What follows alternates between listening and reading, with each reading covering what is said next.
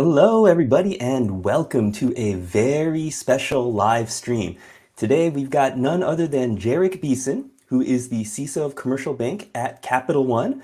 Prior to that, he was the CISO and SVP at Epic, and he's also the host of our own SANS Institute's Seat at the Table show.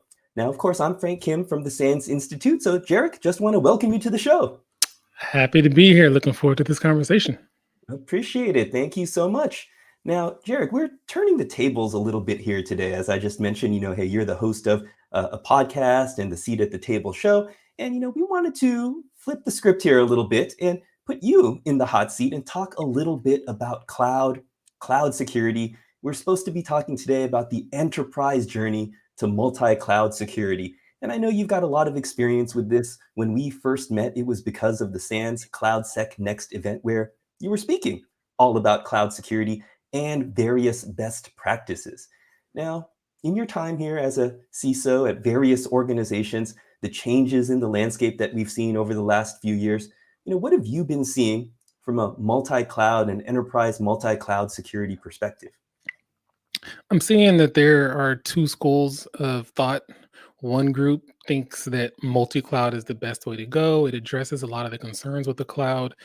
For example, if one provider goes down, you can leverage the other provider. You can even put them against each other from a cost savings perspective. But then there's another school of thought that you stick with one cloud and one cloud only because learning cloud is hard enough. And trying to learn more than one is in some cases an insurmountable task. But I don't know that either one has won the race, but there are definitely two schools of thought. Excellent points. And I've seen the vast majority of large organizations, enterprises are multi-cloud either by choice or by chance, just by accident, via acquisition, different business units, and so on. And typically, as we know, there's one security team, but now you mentioned it's hard to learn about, well, what do we have to do to secure all of these different clouds? How do you think about going and developing your talent pool, your team's cloud security expertise, especially with this diverse set of tools and services that we've got to be familiar with? Yeah, it's a great question, and it's a loaded question. You made up a good point, right? Some people are leveraging the cloud because uh, there's multiple different clouds because they have to, and in some cases, the vendors strong arm them to do so. And in other cases, people are doing it because each provider provides a different type of specialization. Another use case is for disaster recovery purposes. Like I said, you want to be able to make sure you're always available. And generally, understanding the why for the multi cloud will inform your strategy. I'll give you a good example. GCP is one of the best known for its past capabilities when it comes to machine learning, big data products, and data analytics. It's important to know that because those are likely the services that your company is going to be leveraging if they do decide to leverage or use GCP. And the way you approach and secure those services looks a little bit different than how you may manage a managed Kubernetes instance inside of Azure, as another example. So there are some parallels across all the platforms, but each one specializes in something. And understanding that and your company's use cases is the very, very beginning to developing your strategy, developing your talent pool, and all of the controls that you're going to put in place. You mentioned a number of key points in terms of the why, the strategy, the business objectives. A lot of times, I started my career as a technical person, when buried in the weeds, sometimes we might tend to forget the overarching business reasons why we're trying to actually accomplish something. The technology is kind of a side effect or, an enabler here. And I've been talking to dozens of different organizations, and I was talking to one large Fortune 100 organization not too long ago, and they are multi-cloud, kind of by accident in all three major cloud providers, AWS, Azure, and GCP. And they said, one of our biggest challenges is that, especially from a SOC, from a security monitoring perspective, we tried to, over the years, build up our SIM, aggregate data into the SIM itself for one central place where we can go and analyze different events. And they said, you know what, Frank, it's too much. There's too much data in the cloud for us to put all of that into the SIM. So we've had to currently resort to using the various cloud provider tools and services to try to figure out what's going on. How do what do you suggest? What do you recommend in this case where you've got this overwhelming mountain of data that the SOC now has to sift through? Yeah, so I've seen this done a few different ways. more and more, I have actually seen a cloud SOC, which is a SOC dedicated just to the cloud data, the cloud infrastructure, cloud workloads. Another thing that I'm also seeing, which is no different than any other SIM, is actually normalizing the data, filtering the data, and leveraging what the cloud providers are offering, which is a level of threat intel and threat management to identify the true events that need to be moved over to the SIM. So back in the day when Sims first came out, we just sent all of our data. And then data got bigger and bigger and bigger. And that doesn't work on premise, and it definitely is not going to work in the cloud. In fact, in the cloud, you're creating more data. So identify the data that needs to go, centralize it, normalize it, condition it, and then pass on the relevant data to your SIM. And then you can have a more efficient and a more sustainable architecture. hmm Oh, you mentioned another keyword there in terms of architecture. And, one of the things that, I've seen is sometimes people will say, cloud providers will say, oh, just stream the data, use, let's say Kinesis streams or something, stream it to wherever you want to get to. But depending on the volume of data, you might incur more costs than you might actually expect. From an architecture perspective, how do you think about those trade-offs and those balances? Yeah, so one of the hidden things that people don't talk about in the security community, but definitely in the IT and ops community, is ingress and egress charges are that hidden cost that you find out at the end of the month. And you don't want to be surprised by those. And you definitely don't want security to be the reason why, the price went up 30, 40, 50%. So Mhm. what I typically do is I will aggregate all the logs in a single location within that cloud provider so that way it never has to leave that cloud provider. And then what gets sent out from that cloud provider is specifically what needs to be sent out. If you have a direct connection or a tunnel directly to your data center, it's even cheaper. So you don't have to go over the internet. But ultimately, make all the decisions within that cloud provider as to what's going to go out so you can minimize how much data has to egress from your environment. Great point. Muhammad has a really good comment here is each cloud seems to be providing a specialty in one domain over the other. Earlier, just moments ago, you mentioned, well, what are the business drivers? What are the objectives? And, how would you summarize this? What are the three major cloud providers? Kind of what's the big benefit or what are the common use cases that you've seen organizations moving to one cloud provider versus the other versus the kind of, hey, the sales team doing a good job and taking the right people out to dinner and play golf? Yeah, so I'm not an expert in GCP. I'll put that out there now, but I've done a little bit of analysis. Number one, big data, machine learning, those products, that's what they came out the gate with. They have a pricing model that's by the minute, I believe, versus by the hour. So when you have those ephemeral instances, it's going to cost you less in a GCP environment. And a lot of it is PaaS, not as much IaaS. When you move over to your AWS, EC2 is the bread and butter. AWS has been around for a lot longer. They have a lot more features, more bells and whistles, and it's more about the compute. And then when you look at Azure, Azure is an extension of what we've been doing in data centers for so long. SQL as a service, leveraging Azure to support your O365 environment, and so forth. Now, it provides IaaS just as much as AWS does, just as much as GCP does. But when you think about the things that people know them for, that's what they're known for. Excellent. The it's interesting that you mentioned that. Hey, this is I don't know if you guys can hear. I have noise canceling software on, and I've just got a little bit of an interruption here. So, Jarek, I'm going to ask you to talk a little bit about what you see between Azure and GCP here, while I deal with this little emergency here. No problem. So one of the things that I think about when I'm building out a strategy for a team and is identifying the talent. So people look at technology as one of the most challenging aspects of the multi-cloud journey, but for me it's developing and identifying and keeping the talent. It's hard to find a cyber expert in any one of the cloud providers. GCP is probably the hardest because it's still the newest and it doesn't get as much publicity as AWS or Microsoft does. That's starting to change, but they started a little bit later, right? Try finding someone that has two of those cloud providers and you're looking for a very expensive unicorn. And looking for all three is all but impossible. And if you do find them, they're an extremely expensive unicorn that like poofs rainbows or something, right? So there those people just aren't out there. So you have to take more of a build versus buy approach. There are recs all over the place and job openings all over the place, but more and more companies are realizing they have to build out these teams. And what you have to do, if you're fortunate enough to recruit one, is try to keep them, and that's hard as well. So part of the multi-cloud security strategy should include identifying who your experts are going to be on each platform. If you have a team of, let's say, 6 engineers, you can't have all 6 of them take all the trainings across all the platforms.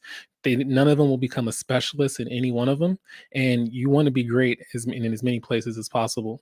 But then, additionally, keep in mind you're going to be building unicorns, right? So the people that you can't find, you're going to build them, and then other people are going to want them.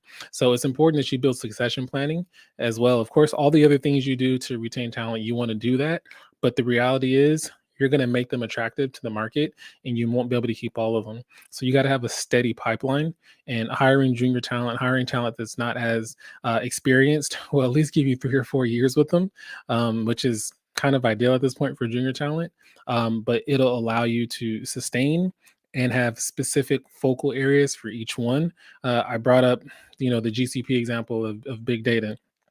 If you find someone that learns about the various different big data platforms, that learns about the different data analytics and the different algorithms and machine learning capabilities, that person can specialize in your GCP environment. That doesn't mean they don't know the other stuff, but if you have any challenges, any architecture decisions, whatever it may be, that's your person. And you want to be able to have something similar across all your providers. Divide and conquer is the only way I've seen it work. You can't have your team kind of spread across all of them. Yeah, great points. Really love that approach of divide and conquer. Don't send everybody to all of the exact training.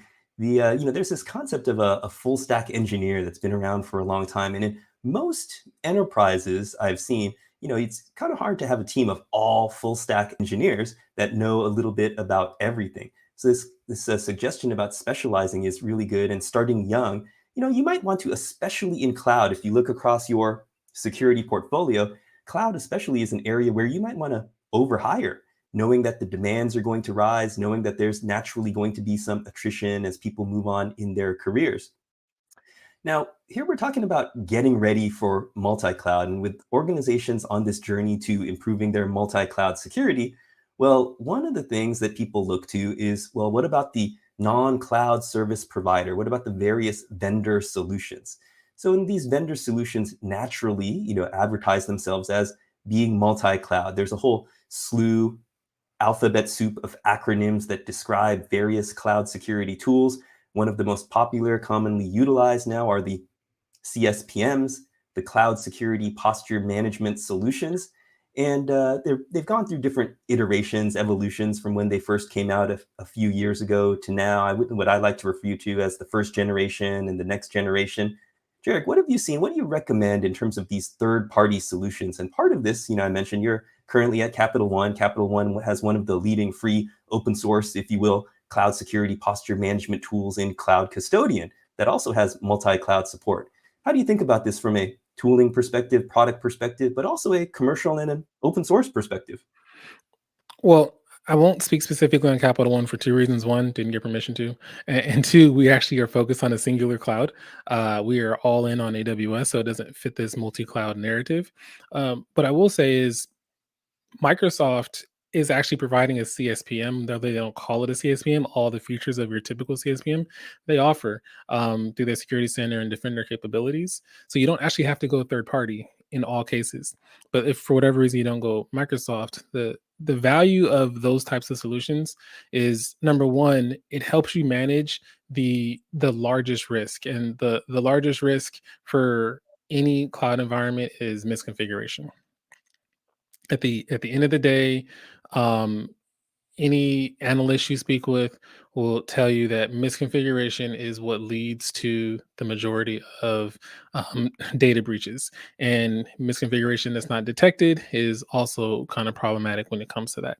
So what you really want to do is You want to identify what matters to you, what are the controls, what are the things that you want to see across all of your cloud environments. You want to define them at an outcome level. Outcomes being we want to use MFA, we want to make sure that certain storages are not allowed to be visible externally, whether it be Blob or Google Storage or S3. It's all the same at the high level outcome. And then you bring in your CSPM tool to govern that, and in some cases enforce that. And why this is important is you can go do this individually within Google. You can do this individually within AWS. You can do this individually within Azure, but that's going to take more time and it's going to use more of your human capital. And the idea here is to do things as efficiently as possible and do them with the speed of the cloud. One of the things that the cloud offers the ability to do is automate. One of the things the cloud offers you the ability to do is take a lot of compute and do something in a very short period of time. So I say identify a solution that works across all your providers, identify the outcomes that you want, and then how those outcomes will get executed will be different across each provider, but you can govern them all inside of a tool like a CSPM solution. Awesome. Outstanding advice. I really love the focus on the outcomes versus the details of the specific implementation. Really reminds me of in the industry we've been talking about for years, this whole gates versus guardrails concept. And it used to be we in security would go to the DevOps team and say, no, this is how you have to do it. You must use this tool.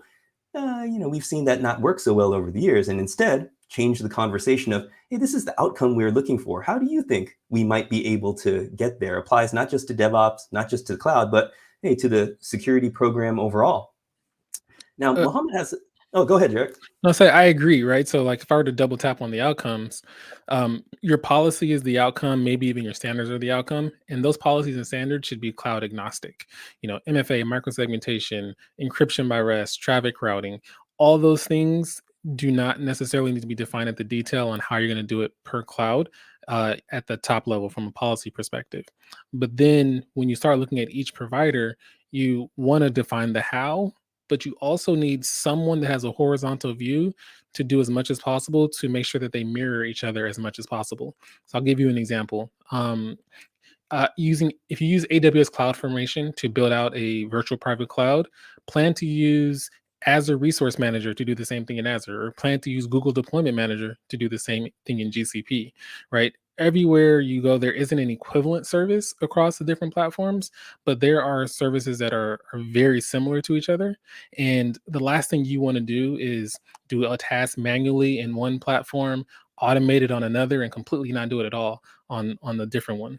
Your architectural patterns should look as similar as possible, and that only happens if you define the high level outcomes, and then the how kind of follows suit. You just mentioned a number of key points again, reminding us of architecture, the architectural patterns. You mentioned Terraform and cloud formation, and this is a perfect segue into a question comment from Mohammed here is, well, what do you think, this idea of multi-cloud, what about an abstract layer where an offering can be implemented via Terraform and you give the consumer an option to choose? Is that a possibility? Do you think that's something that's worth doing? Has anyone done anything like that already? So I won't limit it to just Terraform, but yeah, multiple different vendors will tell you you can choose whatever cloud you want to choose. We have a Kubernetes container, we have a Docker container that's going to work in any one of these environments. The challenge when you take that approach and leveraging an abstract layer is you own more of the stack. So inside of the different providers, Azure, for example, offers a Kubernetes as a service. Well, if you're going to leverage their Kubernetes as a service, you're leveraging the entire Azure stack, and you may not be able to layer something on top of it. If someone's going to hand you a Docker image, you have to do all of it yourself. So there are pros and cons to it, but that flexibility is something that a lot of companies want. And if they have the skill set on their team to be able to build it all out, yeah, that might be an option for them. Great. There's a specific question here on kind of learning the different clouds. You mentioned this earlier in terms of divide and conquer, not have everybody on your team take all of the same training, go through the same path. It's not so much talking about what specific offerings to take, but how do you kind of map that out for people on your team? Mentioned bringing on people that are perhaps earlier in their cloud security journey. What do you recommend to people on your team? How do you kind of lay that out? Is where do they start, and what are the types of things that you want them to focus on through their learning journey? So each cloud provider has done an over the top job of creating certification programs. Number one, it just creates more of a following on their platforms. But also, the better you know the platforms, the more likely you are to recommend the platform, the more likely you are to want to be engaged in the platform. So each one gives you multiple different steps, and I won't name them all because I honestly don't remember them. But in general, there's a entry level type of certification, and then they go all the way up to architect, in many different cases, or the equivalent of an architect. And I would just follow that path. Leveraging, the SANS types of certifications and trainings, you're going to get more of a general view across the board. And that general view is going to be those outcomes that we talked about, right? So it may not give you specifics on how to do something in GCP, AWS, or Azure, but it's going to tell you what good looks like. And what good looks like will be done differently in each environment, but you got to know what that looks like first to even begin to start, configuring or coding within those platforms. Great. A lot of good comments here in the chat. We got somebody from LinkedIn. I'm jumping around, switching topics here. Is it related to the different cloud providers? Well, what do you think about the CIS benchmarks as a way to evaluate your security posture across the different clouds? Um, I like CIS benchmarks in general. I'm gonna go old school and talk about a CIS benchmark for Windows looks different than a CIS benchmark for Linux, even though it has some of the same expectations. The problem with the CIS benchmarks for me is depending on who's developed them, they seem to go in depth a little further on the stuff that's been around longer. So my personal experience is that what exists for, let's say, AWS is far more in depth on the CI's benchmarks than what I've seen in GCP. And that might just be because of the age of GCP as well as how GCP is leveraged. So I don't lean on any one benchmark, but I bring it all together and have a best practices guide for myself. hmm All right. Excellent. Now, we've got another question here. It's which best practices should we deeply look into in terms of, well, here's the nut of the question here from Mohammed is, well, hey, how do you know if you have a good architecture or not? How do you know if your architecture needs updating? What are some signs? What are some indicators of that? The cloud providers, once again, they give you the tools to be successful in their environments. As long as you're leveraging the services that have been around for a while. If they deployed a service, a couple months ago, even a year ago, you may not get the best advice on how to secure it. But for the stuff that's tried and true, they will give you the reference architectures that are most secure. And in some cases, they have entire trainings on those specific architectures. There are some things that are standard across the board, right? Where how do you want data to flow out? Do you want to make sure that it's not going directly to the internet, but it's going through another VPC where the traffic can be expected, or making sure that there's no direct access to any of your production instances. It depends if you're using a DevOps. If there's DevOps and there's this entire world of a DevOps pipeline and how that DevOps pipeline is going to be configured. Segmenting as many of your services as possible. The list goes on, but once again, these are very generic. How you do them in every single environment is definitely going to be different. That was a really good reminder in terms of the cloud providers have their various security reference architectures that have relatively recently been published. Actually, CISA, the Cybersecurity Information Security Agency, also, which I haven't fully digested and read all of that yet, but they also published not too long ago their security reference architecture for the cloud. So a lot of good free resources that are available. I want to talk just a little bit about some other capabilities. You mentioned a couple times Kubernetes, containers, and so on. This is a foundational cloud native layer of everything that we're doing, deploying into the cloud service providers themselves. We mentioned CSPMs already.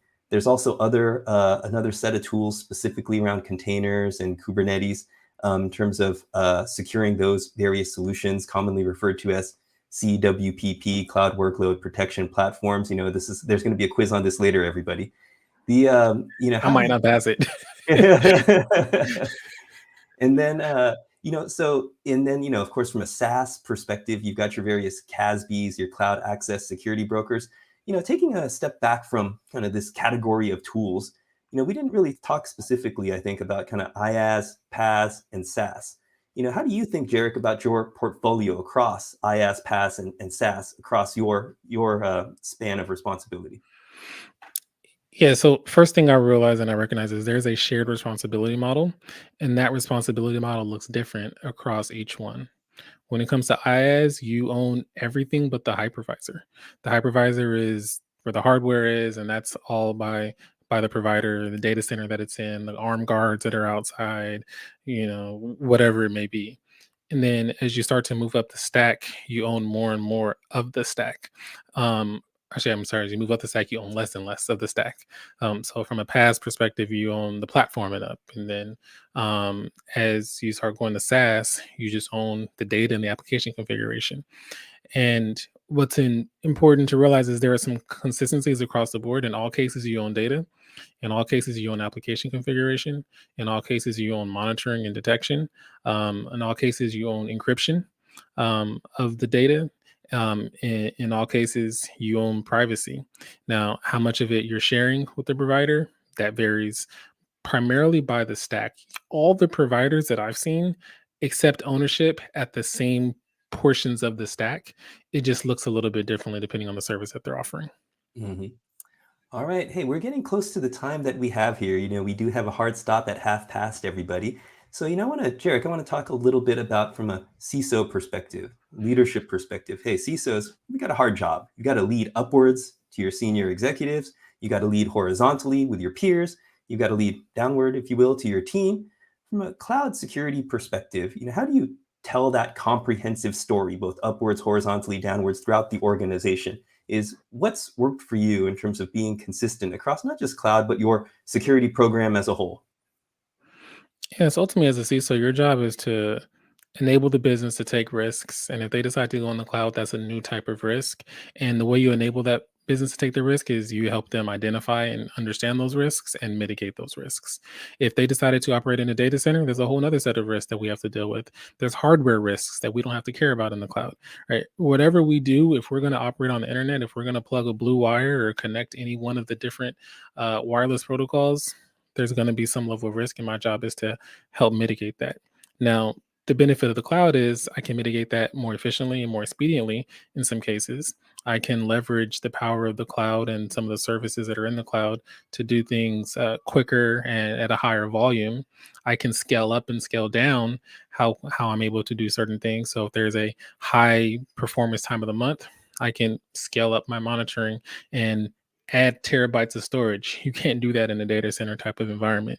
So there are definitely some benefits to it. But then I also have to manage the fact that we don't fully own all of security. So there's a level of trust that we're giving to our cloud providers. And that's just part of the risk that you accept by default once you leverage a cloud provider.